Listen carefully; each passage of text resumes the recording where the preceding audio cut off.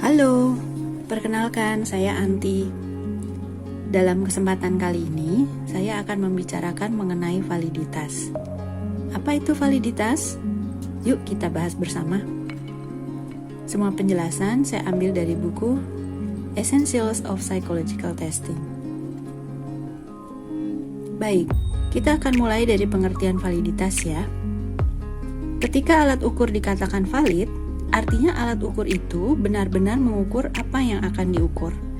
Misalnya, ketika seseorang bermaksud membuat alat ukur kecerdasan, maka alat ukur yang dibuatnya itu benar-benar mengukur kecerdasan, bukan mengukur yang lainnya.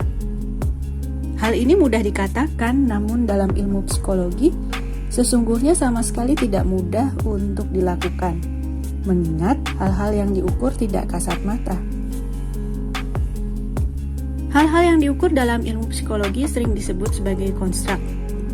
Konstruk ini merupakan segala sesuatu yang diciptakan oleh pikiran manusia, namun tidak dapat diobservasi secara langsung. Konstruk merupakan abstraksi yang mengacu pada konsep, ide, teori, hipotesis, atau sejenisnya. Sebagai contoh, saya ambil satu konstruk yang banyak dibicarakan, yaitu kecerdasan. Apakah kecerdasan itu? Apakah kita dapat melihat kecerdasan? Tentu tidak. Namun, kita memiliki ide bahwa kecerdasan itu merupakan bagian dari manusia, yang walaupun tidak kasat mata, namun banyak teori yang mengajukan argumentasi bahwa kecerdasan merupakan bagian dari diri manusia. Ada banyak teori yang mencoba menjabarkan kecerdasan, dan pengembangan pengukurannya sangat bergantung pada teori yang menjadi acuannya.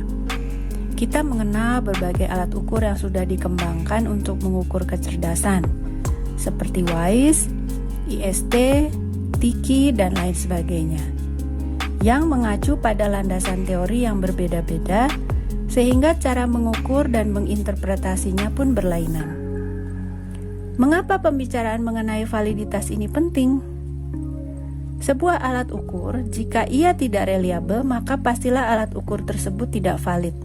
Namun, apabila alat ukur tersebut memiliki reliabilitas yang tinggi, belum tentu alat ukur itu tersebut valid. Mengapa? Karena mungkin saja alat ukur itu mengukur hal lain yang bukan menjadi tujuan pengukuran. Saya berikan contoh ya. Menurut Anda, soal berikut ini mengukur apa?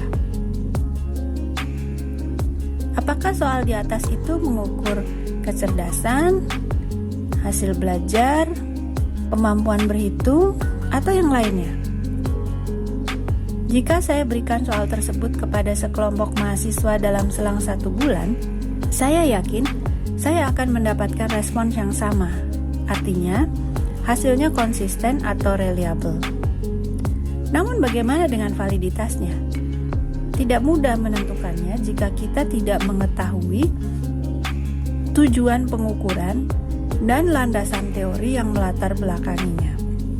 Artinya, untuk menentukan validitas suatu alat ukur, kita memerlukan dasar teori yang baik yang menjelaskan tentang konstruk yang diukur. Ada beberapa cara untuk mengetahui validitas suatu alat tes.